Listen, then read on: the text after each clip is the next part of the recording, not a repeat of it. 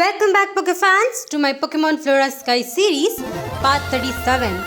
Last episode, we continued to find Steven in a forest, and as per his next clue in the Malaya City library, we were able to go ahead and explore the Magma hideout as well as defeat Maxi, who is the leader of Team Magma. This episode, we'll go ahead and go to Festa Zone and explore a new area as well as a few new towns that we have yet to explore. So this is going to be pretty interesting. This is also going to be the last episode I'm going to be doing for Flora Sky. As you might know, tomorrow is the release date for the newer games and I'm going to be taking up a playthrough for Pokemon Scarlet. Anyway, let's continue with this game and see how much of the post game we can actually complete before we start a new playthrough. Alright, seems like we were able to access this new area which was blocked to us previously with the help of Wally, who is one of our rivals. And now that this is opened, I think we can finally make our way to Aqua Town and try to get Rock Smash. If you might remember, Rock Smash is kind of locked in this game until and unless you complete the game, become the champion, complete a few quests in the post game, and then you'll be getting the Rock Smash. Quite late, but I guess if you're interested in the post game, you can definitely go ahead and explore this area. As for me, I will try and explore this post game as much as possible in today's video. And let's see where we'll be ending out this playthrough. Alright, it has been pretty cool. Especially building my team and challenging the champion was pretty amazing in this game and I really enjoyed it. Anyway, it seems like we are in the Sky Pillar and this is currently not accessible to us. We definitely have to go through a bit of a storyline before we get to come back over here. But of course, we can still go ahead and explore this Route AG. Alright, let's see if we have any trainers around, and yep, we do. Alright, let's quickly go ahead and battle these two trainers right here. I'm personally very interested in seeing Pokemon Scarlet and Violet, and I'm really excited that the release date is pretty close.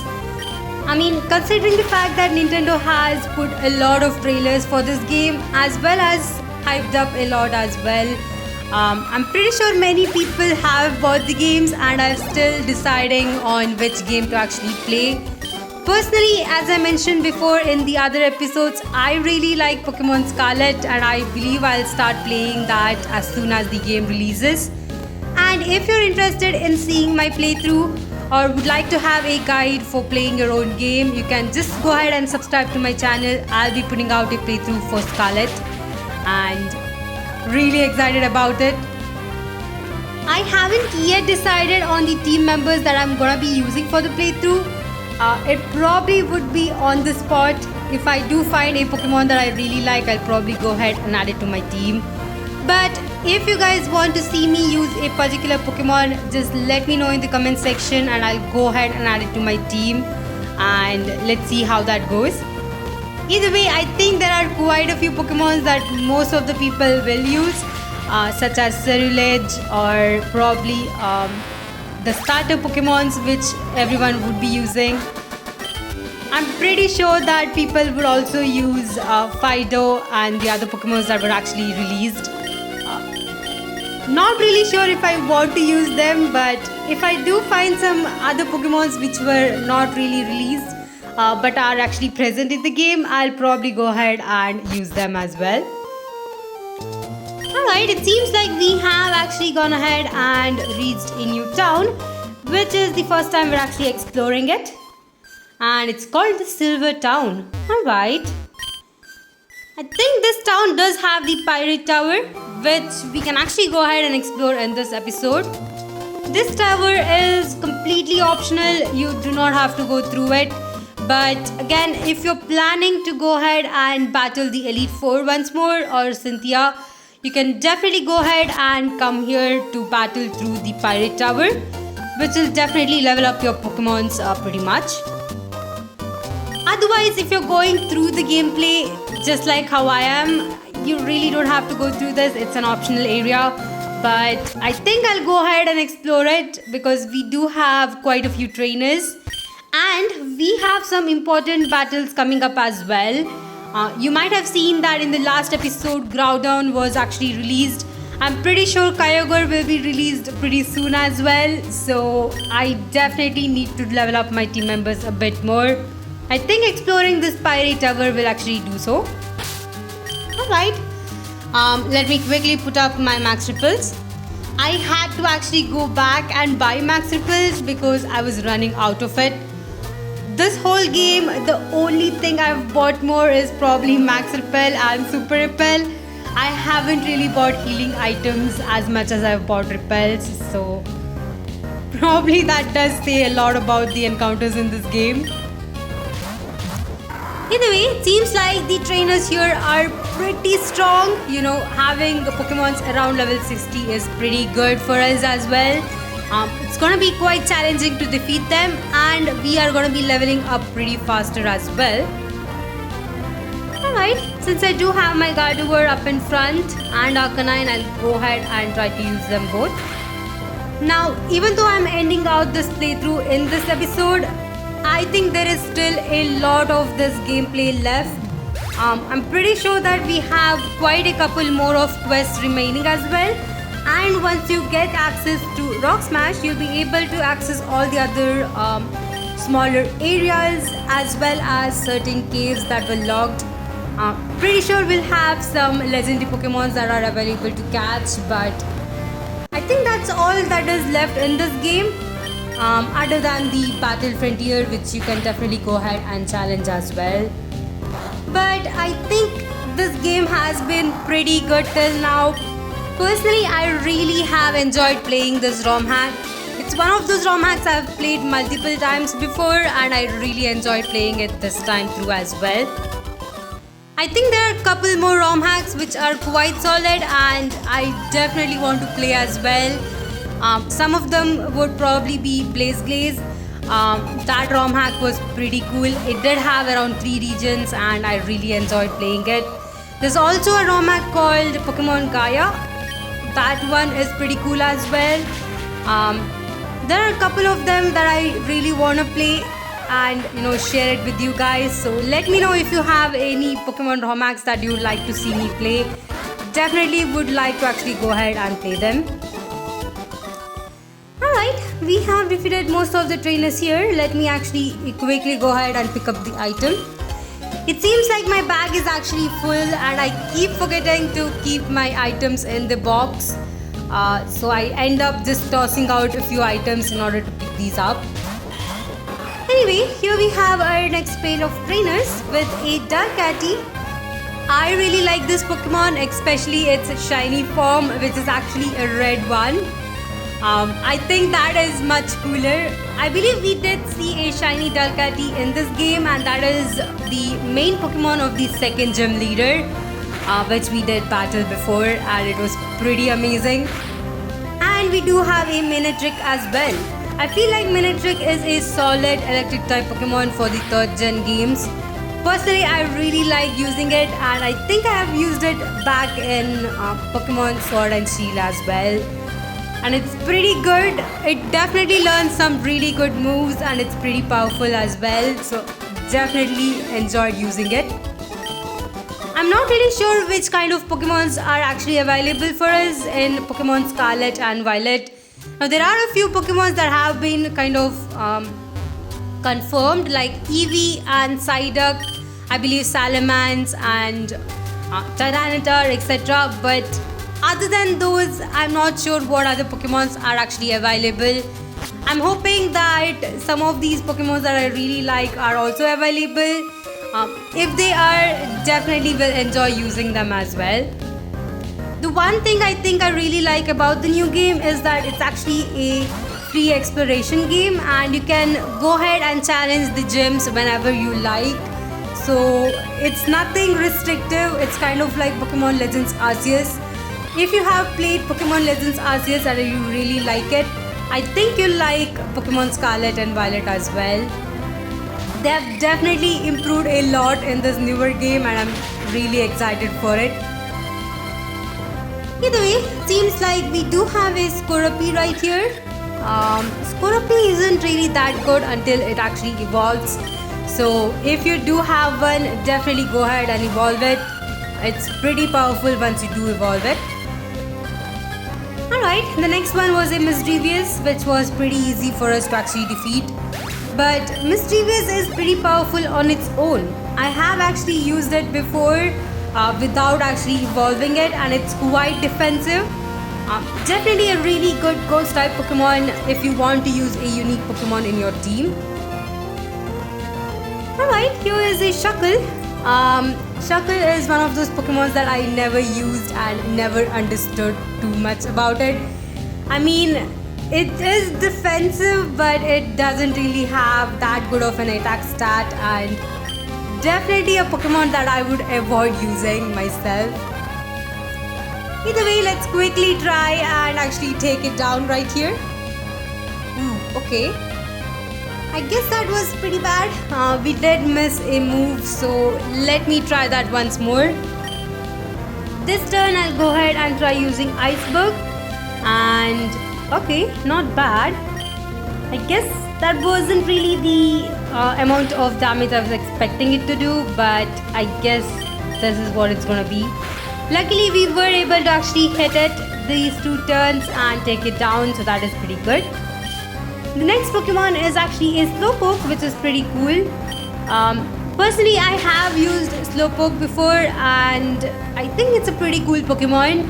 It is a bit slower, and definitely you do have to be a bit careful while using it, but all around it's a pretty good Pokemon, especially when you evolve it. Alright, the last one is a Gibble, and Gibble is pretty amazing. I'm pretty sure most of the people like Gibble and its final form. I mean, who doesn't like Garchomp, right? Either way, I personally think I like Flygon more.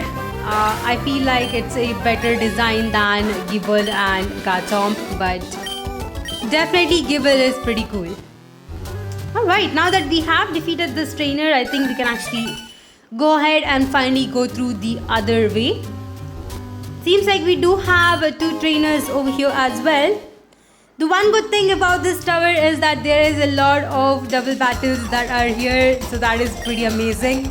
Personally, I really like double battles. If there is a game and if there is an option to have all the battles as a double battle, I'll probably go for that because I really like it. I feel like double battles definitely have a added challenge than a single battle, so it's gonna be pretty interesting to see how a battle turns out. Ooh, okay, here we do have a Wobbuffet, something that I really don't like. I do have to be a bit more careful because Wobbuffet sometimes does have Shadow Tag and you can't really switch out. And of course, it likes to take your team members down, so you do have to be a bit careful.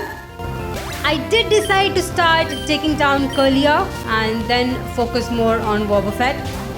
But since in this game, the game doesn't really wait for the next turn in order to bring out the next team member, we were able to attack Gallade as well. So that is pretty good. I think I'll probably focus on the Pokemon that will actually appear in the right side and defeat them first before I go to Wobbuffet, because I want to take it down in one hit. Alright, here is another Curlia, so let's see if it goes down. And yes, it did. Alright, so that is pretty good. I think that is all we have. Yup. Now we can finally go ahead and try to focus on Wobbuffet and hope that my Pokemon don't go down. Alright, seems like Arcanine is up first and Gardevoir is gonna be using Cosmic Beam. Sadly, since Wobbuffet used Destiny Bond, I think my Gardevoir is going down right here. That was pretty unfortunate. I was hoping that this wouldn't actually happen, but now that Gardevoir is down, I will go ahead and bring out Torterra. Let's hope we don't have any more Wobbuffets to deal with. Really do not want it. Alright, there is Izatu, and I think we can actually take it down. Since Arcanine is pretty fast, it will actually be moving first, and yup, we were able to take it down in one turn. Alright, let's see what is the last Pokemon. And the last one is actually a Kadabra. Not bad. Let's quickly go ahead and take it down as well. Usually when I see Kadabra or Alakazam, I tend to use the physical type more, since Alakazam or Kadabra doesn't really have a really good defense. And I feel like using a physical type move is better than a special type move, since it does have a pretty good special defense. Either way, now that we have come up to the next level, I think there is only one more level left to go to the top. We are pretty close, and I think we only have a couple of trainers left as well. Alright, here we have our next trainer, who's actually a Pokemaniac, and she has a Drifblim. I really like Drifblim. It is actually a ghost and flying type, quite unique and quite defensive as well. I think I really like to use it in probably Diamond and Pearl or Brilliant Diamond and Shining Pearl games. But I think it still is a pretty solid team member if you decide to actually use it. Alright, it seems like the trainer did use a Hyper Potion right here, which again is a really cool feature for this game, and I really wish that Pokemon normal games would actually have this feature as well. Sadly, NPCs in those games don't really heal their team members up if they are actually low in health, which is pretty sad. I mean, you could have added this feature, it would have been so amazing. Either way, I think we are not yet in the top. I was wrong. I guess there are still a couple of floors left, but that's alright, since we can actually go ahead and train up our team members. Alright, this is pretty good. He did bring out a Lucario, and I think I should be able to take it down with my Gardevoir right here. And it seems like my Gardevoir is close to level 66. That is pretty good. I think I should go ahead and switch it out after this. I have been using it for quite some time, and I think I should start using another team member at this point. Alright, let me try using Emolga next. And as you might have seen, there are a couple of items that you can actually get. Okay, we are actually in the last floor, and from here we can actually go ahead and go through the holes to jump down to the lower floors. There are a couple of holes that you have to jump specifically in order to actually go ahead and get all of these items. Just make sure that you jump into the right one, otherwise you probably would have to come to the top and try this one again. Either way, here we have another double battle with a Jellicent, which is quite a rare Pokemon to be seen being used. I mean, you don't really see it being used in most of these ROM hacks, so it's pretty cool to see it right here. Personally, I haven't really used a Jellicent, but I have been planning for quite some time to use it. It is a unique Pokemon, a water and ghost type, and I think I really like its dual typing, and I definitely want to actually use it. Hoping that it's actually available in Pokemon Scarlet and Violet. Probably I'll get to use it over there. If not, there are a few ROM hacks that we can actually play which does have this Pokemon, and I could probably play that game. Alright, seems like we were able to take it down, and Emolga is level 66 as well. So I might have to switch out Emolga after this battle, which is pretty cool. And of course we are going against another Wobbuffet, which is pretty annoying considering that the trainer actually healed it up over here. Let's hope we can actually take it down in this turn. And yes, we did. Alright, I think this is the first time we took down a Wobbuffet without losing my team members. And my Arcanine is at level 66, so that is pretty cool. Now that we have defeated these two trainers, I think we can finally go ahead and pick up all of the items that are actually available in this game. Alright, I did go ahead and switch out my team members as well, just to make sure that my other team members will be leveling up as well. Okay, we did get the TM for Shadow Ball right here, which is pretty cool. Really wish that we had this one before this. I mean, it would have helped us in the Elite Four, but I guess not. Alright, another Lax Incense. Over here, jump down this one and not through the other hole, because that will actually not take you to this item. Other than that, we do have the sea incense right here, which again would have been a really good item to have, I don't know, before we became the champion. Now it's not really that useful, but I'm just going to be picking it up. Anyway, we have gone through Pyre Tower, and I think we can finally go ahead and move on and try to make our way to actually Aqua Town. So that is going to be our next destination in this episode, and I think I'll probably end out my episode over there once I reach Aqua Town. For now, I'll quickly go ahead and heal up my team members. Now, talking about the Pokemon Center, I think the Pokemon Centers in Pokemon Scarlet and Violet games are going to be pretty cool.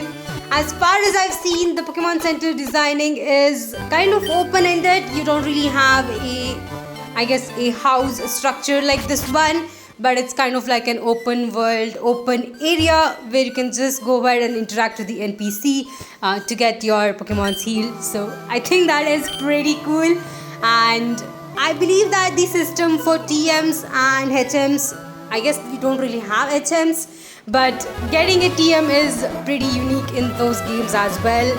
So really excited on seeing those features. Now I know that quite a few people have actually got this game before the release, and I believe they have played through it. And as far as I've seen what their reviews have been, I feel like they have given some positive reviews. So definitely it does hype up the games as well. Either way, we are having this very small route right here. So I think we can actually quickly go ahead and explore it. Alright, this is the first trainer who actually has a level 56 medal. I mean, I think it should have been evolved into a Azumarill by now, but I guess this trainer just decided not to evolve it. Either way, let's quickly go ahead and switch out back to Emolga. The next Pokemon is actually a Swablu, which is pretty cool. Personally, I don't really like Swablu that much, just because of the fact that it levels up so slow and it's quite frail. It's a bit difficult to level it up unless you actually keep it in a daycare center and just let it level up like that. And I guess the only thing other I could say about Swablu is I really like Alteria's design, but I guess its typing is a pretty weird one. And it doesn't really get that good of a moveset either. So if you're planning on using it, you probably would have to have some really good TMs with you. That is the really good way to actually use it. So I usually prefer not to use a Swablu in my team. Alright, it seems like this is another very small route. We don't really have too many trainers over here. I guess there are only around 1 or 2 trainers. Maybe 3 at the max, and we'll be reaching Aqua Town. That is a town that we haven't yet, I guess, explored, and it was actually logged for post game. So let's quickly go ahead and battle this trainer. Alright, this trainer actually has a Zigzagoon, which is another pretty weird thing. I mean, all of these Pokemon should have actually evolved by now, but the trainers haven't really evolved them, which is pretty bad. The next one is actually a Honchkrow. Finally a Pokemon that is fully evolved. I really like Honchkrow. It's a dark and flying type. Pretty cool Pokemon, and it does learn a variety of moves. So definitely a well worth Pokemon to actually have. Alright, now that we have defeated this trainer, let me quickly look around this area to see if we did skip any trainers. If not, we can actually go ahead and move on. Alright, I guess we can actually check below over here, and seems like we do have a staircase that is going to be going down. I believe that that staircase is where we have to actually go next, and of course it goes to a beach like area. But before that, we do have another bridge that we just skipped, so I just want to take a look around over there. And if we do have a trainer, we can definitely battle them. Oh, okay. We did have this red candy which I would have probably missed. But it seems like we do have an NPC. He is locked behind the rock climb HM, so we are not able to talk to him. Other than that, this is a dead end. So let me go back to that stairs and we can continue exploring the beach. I believe we have a couple of trainers over here as well, but definitely we do have to climb these stairs in order to move on further. But before we move on, I want to actually just explore this route a bit more and battle all of the trainers that are available over here. Probably there are just 2 trainers. We can definitely go ahead and just battle them. Ooh, okay, this NPC is calling herself a mermaid, which is pretty weird. I mean, I did not realize that mermaids were actually present in the Pokemon world as well. But of course, she has a Meryl at level 54. Pretty easy for me to take down with my Torterra. And let's see which Pokemon is up next. The next one is a Volrain, which is a pretty amazing Pokemon. Personally, I have used this one pretty much like all the time I go through Ruby or Sapphire playthroughs. This is an amazing Pokemon to have. It is pretty strong, does get a really good moveset and pretty defensive as well. So a really good Pokemon to add to your team. Alright, now that we have taken it down, let's explore the rest of the sea area and see if we have any other trainers that are actually left. Ooh, okay, seems like we at least have 2 trainers left, so let me quickly go ahead and talk to them. I guess the moving NPCs are a bit trickier to kind of battle because they keep moving around. But now that we have encountered this trainer, let's quickly go ahead and battle him. Alright, he actually starts with a Pelipper, which is pretty cool. And I think I'll try using Crunch. I do not have any electric type moveset, so Crunch should be able to take this one down in the next turn. Alright, let me try that once more. And Pelipper is down. Alright, Torterra is at level 66 as well, which is pretty cool. The next Pokemon is actually a Huntail, which is quite rare for us to actually see.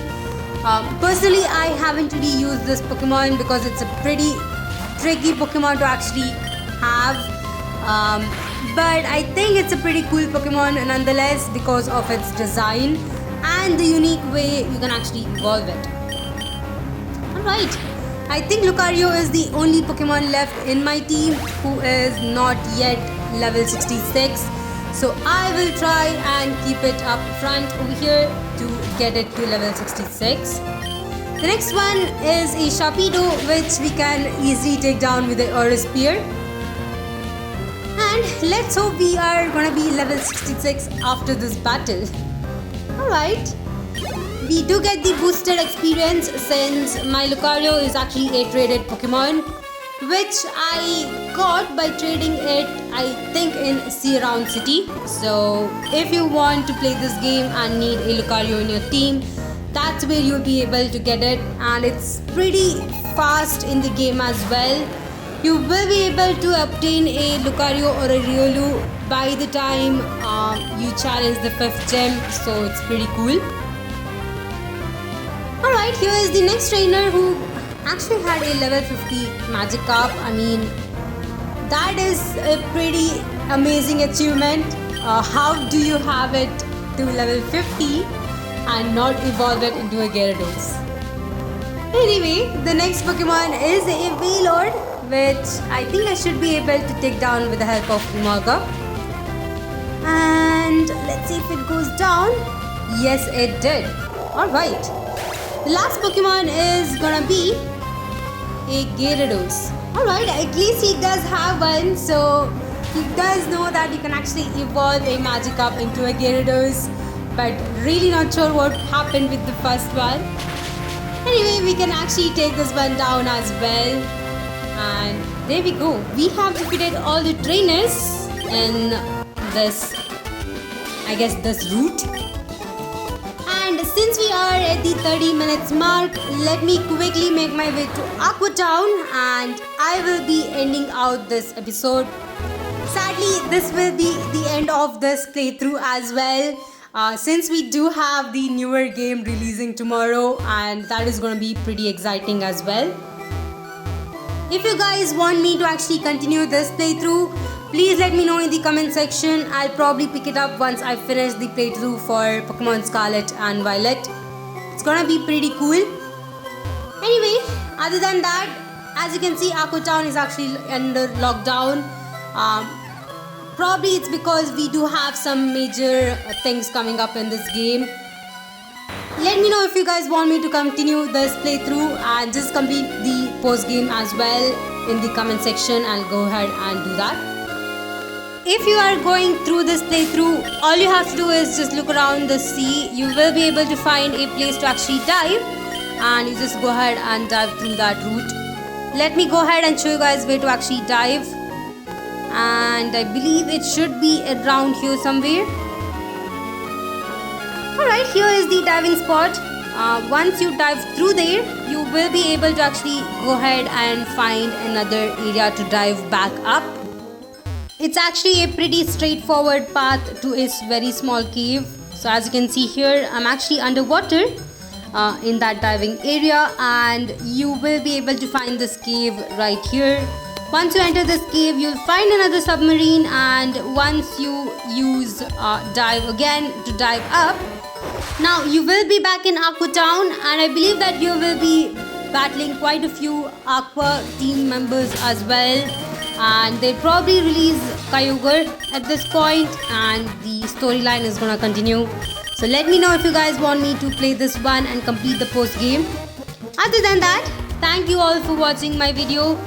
If you would like to support me, please go ahead and subscribe to my channel, and I'll see you guys in a new playthrough.